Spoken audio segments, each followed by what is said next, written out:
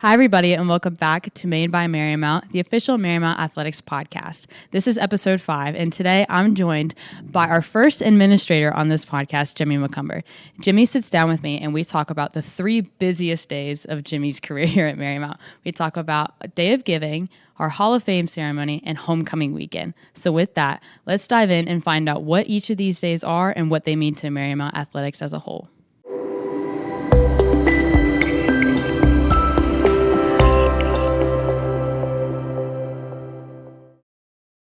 Hi, everybody, and welcome back to episode 5 of Made by Marymount, the official Marymount Athletics podcast. My name is Ella DeNicola, and I'm joined here with Jimmy McCumber. Jimmy, how are you doing today? I'm good. Thank you for having me. Yeah, I'm excited. We're going to dive into a lot of stuff today, so I'm really excited. Some stuff behind the scenes of athletics, per se, so I'm excited to get, in depth with all of that. So, tell me a little bit about you. What's your role here at Marymount? People don't really, you're a behind the scenes kind of person. You're an administrator. Tell us a little bit about your role and what role you play here at Marymount Athletics.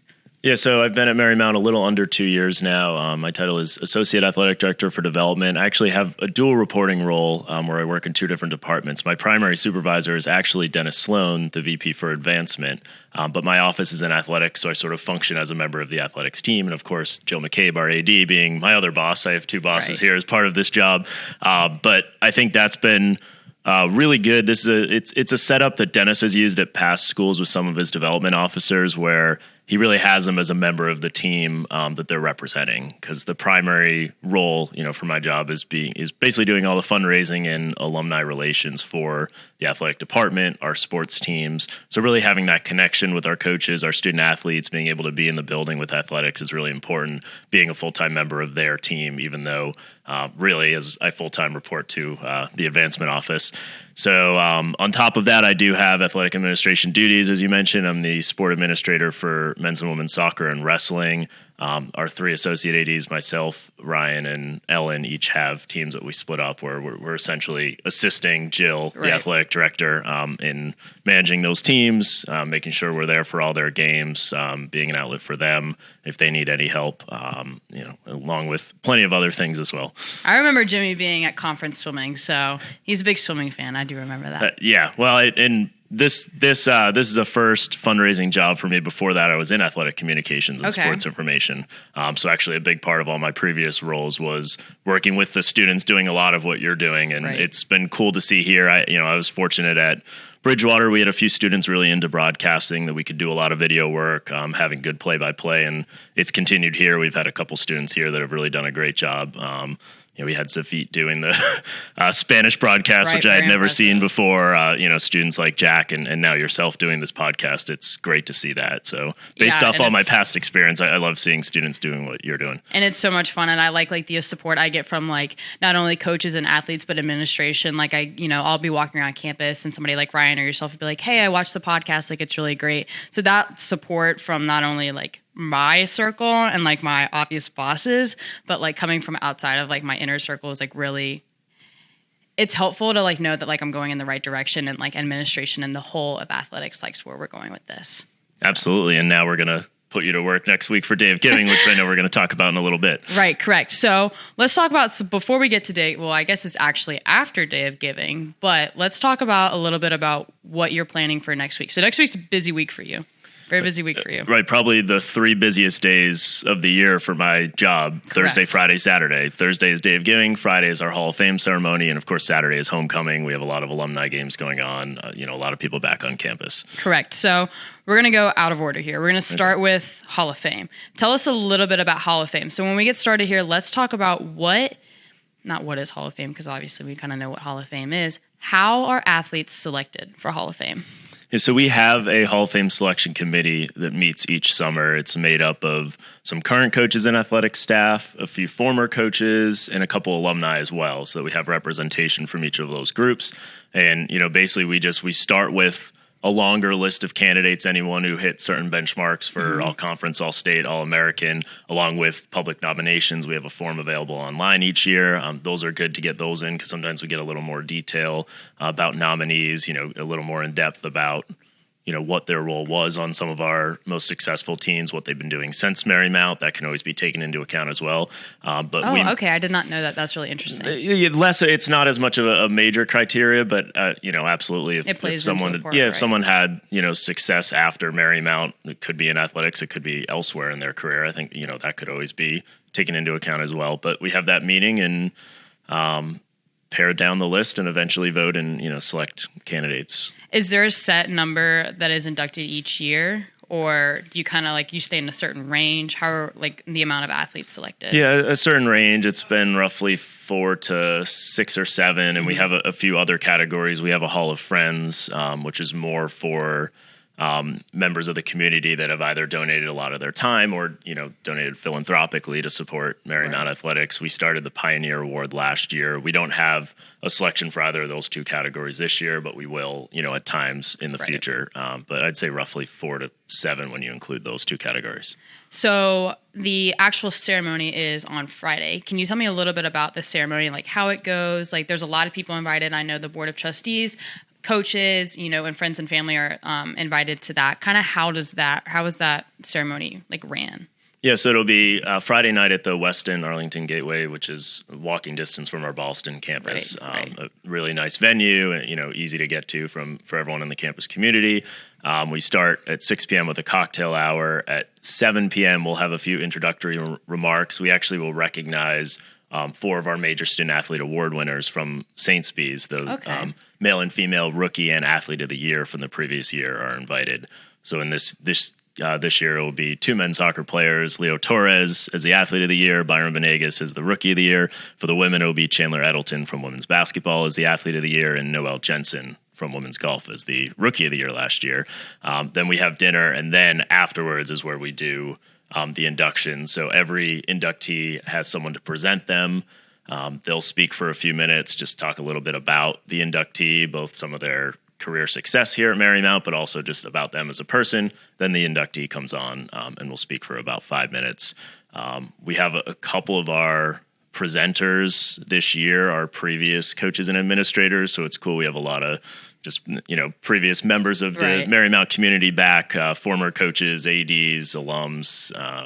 That's always great to have that connection because, as you mentioned, all of our current coaches do attend. Right.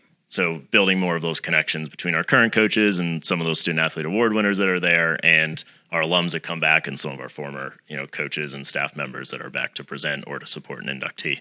Right. And with that, I think, and it's a part of your position here too, I think the Marymount alumni support is very important. And it's very high. I see a lot of it and through different ways, whether it be through donations, just attendance as a whole. I think our alumni program kind of situation is it's very unique, very special. And it's something that I really enjoy seeing. Yeah, it's definitely important. And I think, now coming a few years out of COVID, we're sort of getting back in terms of we're able to have more events in person. Right. Everything took a dip coming out of that. And it's great to, see some momentum building again. Right. So Hall of Fame on Friday. So then let's move on to homecoming, and then we'll go back to Day of Giving because I am very familiar with Day of Giving. So I'm learning a little bit here as we go on. So homecoming, there's a lot of alumni games that happen, which again, go back into that alumni relationship that is really important. So I believe it's lacrosse that has 2 alumni games. Is that correct? Yes, men's and women's lacrosse will be on the turf, and then men's volleyball is having an alumni game. Oh, they are? Okay, the more you know. Well, good luck to everybody. Tell me a little bit about your role with homecoming. Do you just really deal with alumni as they come in? What's the role for homecoming for you? Homecoming, fortunately, is a little more relaxed than the previous 2 days, which literally have been, working day and night, going home, pulling up my laptop, trying to make graphics, newsletters, preparing interview notes for our Day of Giving stream, which we're going to get to in a minute. Homecoming, once we get to that day, it's more just trying to meet as many of those alums as possible. Right. We will have food and drink set up outside the Converse turf field for the lacrosse games.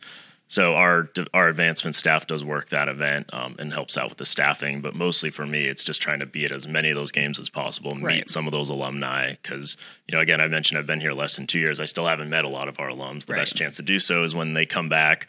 So I'll be out at the lacrosse games first. I'll head over to Longbridge for the men's soccer varsity game. We're not doing an alumni game as part of that, but I hopeful we'll have a lot of alums back. Right. The men's soccer alumni base was great last year. With the team making a run to their first championship game, we had a lot of alums back, especially at some of those playoff games. A lot of them came down to Mary Wash for their NCAA tournament game. Right. So I'm hoping we'll have some there next Saturday, and then I'll be back here, as I mentioned. Women's volleyball has a varsity match, and then the men's team is doing an alumni game at the conclusion of that.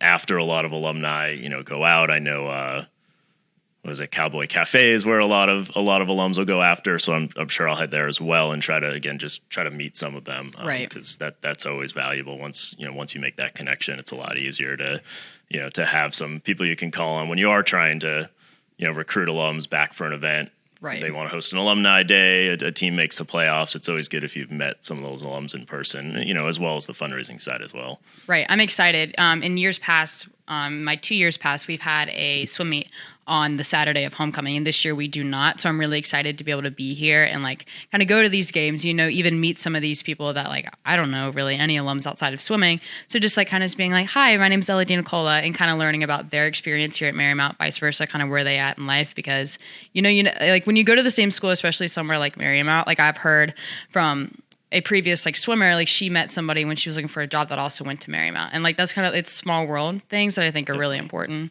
Definitely, and maybe a few of them have seen you doing some of these video interviews.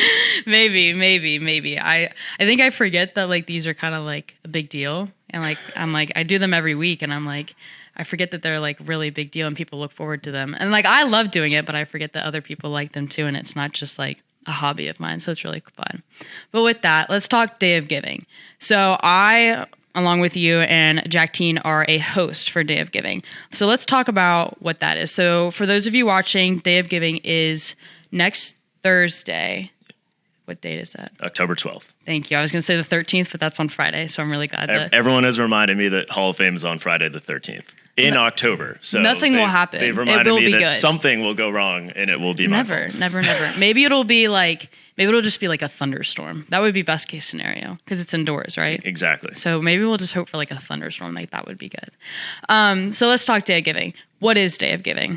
So first of all, Day of Giving is just, one day that we can really focus our fundraising efforts. And it does help sort of getting everyone's attention. We do it different than the National Day of Giving.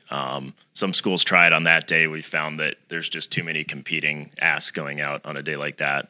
But really it seems to be pretty common that our alumni parents, if they are going to make a donation at some point, Day of Giving really serves as that reminder. I know for myself, I give to my alma mater and my men's soccer team, and I do it on Day of Giving every year. I think it's fairly common, just way to capture everyone's attention. But beyond that, it's also important, we're not just asking for money's sake. We want to, tell the stories of Marymount, highlight all the great things that are happening here. We are growing. Our student body's growing. We're going up in national rankings now, both U.S. News and Forbes. We have a lot of cool connections here in the D.C. area that really are allowing our institution to thrive at a time that a lot of small schools are challenged. So we want to use that as well to really tell all the positive things that are happening and, why this is a place you want to keep supporting and you want to stay connected to. And, if you have a lot of means, hopefully that means donating. If not, it may mean you're coming back to events, you're watching the videos that your athletic communications office puts up, you're watching our live streams, you're going to games, or if you're not an athlete, you're going to, whatever event, lines up with your program. So through that, we came up with the live stream idea, which I'm sure you're going to ask me about in a minute. I am. So the live stream with that. So I obviously have seen the lineup here, so I have a little bit of a different insight than those at home watching. But we'll interview some students. We'll interview Dr. Pacero's on the list, and then some alumni, and then some of the professors here at Marymount. What is the benefit of doing all of those at one day, at one time, and rather than doing it posting a couple student athletes one week, professors another week, and then alumni another week? What is the benefit of doing all of those in one day? Well, I think there's certainly nothing wrong with strong video segments that, highlight people on campus throughout the year. That's great too. I think the thought was, and this is now the 6th year I've actually done this, going back to my time at Bridgewater. I started it at Bridgewater for my last 3 years there, and now this will be my 3rd year doing it at Marymount. As I said, I've been here less than 2 years. We actually had Day of Giving in November, my first year. So basically right after I'd started. I really think it helps drive engagement on Day of Giving.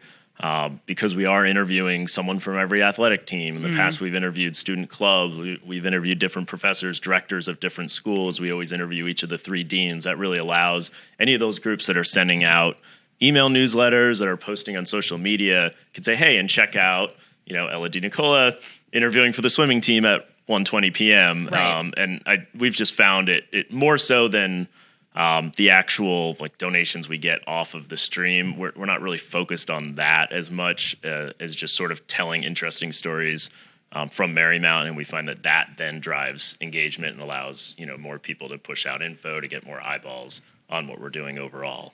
Right. And so when you interview, let's take a student athlete, because that's me for a second. And so it's a quick little interview, like 10 minutes or less, and you just kind of go in there and you talk about an experience, maybe 1, maybe 2, depending on the time frame that you have, of something that has really been important to you, beneficial to you in your time here in athletics. Am I thinking correctly here? Absolutely. We usually try to ask with students, whether they're student athletes or representing a student club. We'll have a few people from student government this year. We ask them, why you chose Marymount, what are you studying, just getting their overall story as well, because we really are just trying to tell those stories from the Marymount community. So we'll want to hear all of that. We will try to ask a question about fundraising. If it's a staff member, it may be, what fundraising goals you have. If it's a student athlete, we may just ask more, have you seen the impact of donations or alumni support? That's a common question we ask.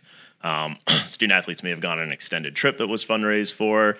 They may just talk more about an experience at an alumni game. You talk about networking. That's huge. They may have met an alumni in their field, and now they're corresponding. They followed up after, and they're already, thinking about networking for a career opportunity down the line. So really trying to, focus on that, because it is Day of Giving, but when it comes to the interviews, it's not all about fundraising. It's, more just getting to know members of our community. Right. And I think that's really special too, because like you said, it's from every sports team. It's all the deans. It's people that I may not talk to on a regular basis, but because of this stream, I'm either able to, in my case, interview them, or B, watch this video and learn something about somebody else that I didn't know before. Maybe learn, hey, I may not be a business major, but this guy knows about this certain thing. So now I can go talk to him and maybe he can help me in a way that I didn't know was possible. So I think that's really beneficial. Definitely. And one other thing I'll add, with you here, is that all 6 years I've done that, we've included student co-hosts, which I really think is valuable as well. I think that, adds so much more weight to it, to having students there interviewing, maybe interviewing other students, but interviewing alums that come back, interviewing some of their professors. I think that's a really cool part of it too. So we're fortunate to have you involved this year. I'm very excited. I'm really looking forward to it, to not only be able to talk to other student athletes that I know, but again, talk to different members of the Marymount community and alum. I think it's going to be really fun. It's going to be a big learning experience for me. So I'm very excited. I'm very thankful that you asked me. So thank you again. So with that, big weekend coming ahead for you. Are you excited? Are you nervous, anxious? What are your emotions coming into next weekend? Definitely. I mean, it's all the above. It's an exciting time. We'll probably meet more alumni this weekend than any other, which for my job is very important. Yes, we do a lot of fundraising, which is certainly important as well. We have to do that. Right. So excited for that. Certainly, it's a lot of work leading up. Again, I mentioned I'm just trying to go home, especially having 2 little kids. It's once I get them to bed, pull my computer out, I try to make social media graphics for every team. I'll send a newsletter to each of our sports. We're working a lot on the stream now, trying to get everyone scheduled in 10-minute increments, researching and putting a few notes down. We'll have some generic questions for our stream that we can always default to, but I try to come up with a few individual questions or a few notes about everyone we're interviewing. So just working on that script. So these couple weeks leading in, it's a lot of work. Yeah, a lot of prep work trying to get there, but certainly once you're there, it's a sigh of relief. Things never really slow down in the athletic department, as I'm sure you've seen, as soon as we get through this. Yeah. Given that, I'm the sport administrator for soccer, we're going to be gearing up for soccer playoffs. Yeah. After that, we get into the Pablo Cotto Invitational Tournament, which, is another big event that we do a lot of work on. So never totally. You never stop. Totally end, but never stop working. All right. So before we end, I always like to ask a couple of like fun questions. Oh. So, what's your okay? Hold on. Let me rephrase my question. So let's say you leave Day of Giving and it's been a long day. You're tired. Now imagine you don't have to do any extra work. Right? So you don't have to do anything when you go home. I know that's not the case, but like we're going to picture that for a second. What's your go-to meal that night? I guess macaroni and cheese. Okay. Interesting. But like homemade, like actually like melting the cheese right. and, you know, putting a topping and putting it in the oven. Okay. The box. Although Annie's is always good too. I do. I like the Annie's one too. Would you say like then mac and cheese is like your favorite Thanksgiving side or no?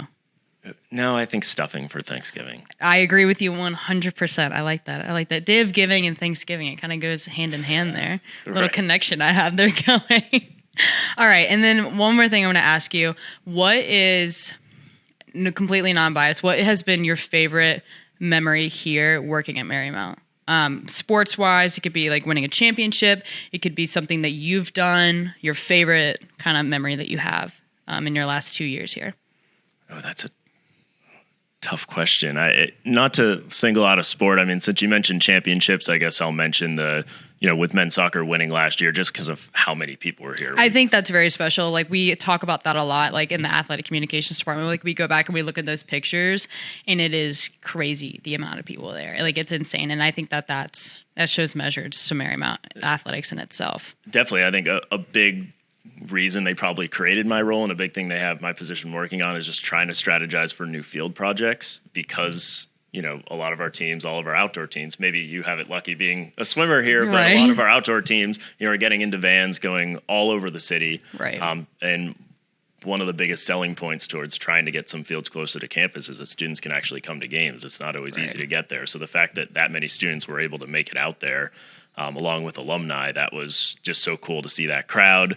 We kept having to get people back off the line during the shootout. Right. Everyone's coming up, toes on the line. We're like going down, trying to get them to take a half step back. And the second you go down the line, they step back. And it's like, you realize you're on the field during a championship. But they just wanted to be a part of it. Yeah. Seeing that crowd was really cool. And even thinking about it, you know, another moment that I would have highlighted just more personally, I live down in Fredericksburg because I mentioned we have 2 little kids. We wanted, you know, a little more space, a house and a yard and all that instead of trying to move up to this area so quickly. So I deal with that commute. It's always great when teams play down at Mary Washington. Right. So I remember the week after that game, women's volleyball, of course, won the championship the same day at Cabrini. We did the 2 selection shows back to back. Again, had a big crowd of students in the cafeteria, which was so cool. But then both teams pop up going to Mary Wash. And I was like, this is awesome. Selfishly, it's not about me at all. It's, you know, 1,000 people more important for this. I really like this location. Yes, for me, I get to actually have a 10-minute commute to work for like 4 straight days. I think I would have to agree with you. I get it. That's completely... you know what? I'm happy for you that happened because that's a long commute every day. So I'm very happy that happened for you. All right. Well, Jimmy, thank you so much for joining me today. I'm looking forward to seeing all of next week, and we'll be on Day of Giving. Day of Giving, do you want to talk about where that's going to be streamed? Yeah, we're going to stream just from the second floor balcony of the Leet Center, the building we're in now, because then we have the nice grassy area behind us with the Adirondack chairs. We did that last year, so we'll probably need to reset after that, but that was a nice backdrop. Right, and you can watch that there will be a link on Marymount Saints Instagram and .com, am I correct? Yes, and we'll maybe not a link on Instagram, but we'll have social posts gotcha. with that link. We'll do an article on MarymountSaints.com. It'll actually be streaming from the same Atlantic East Marymount page that the rest of our athletics broadcasts are streaming. All right. Well, I'm looking forward to Day of Giving, the Hall of Fame ceremony, looking forward to hearing about how that goes and homecoming itself. So thank you again, Jimmy. No, thank you.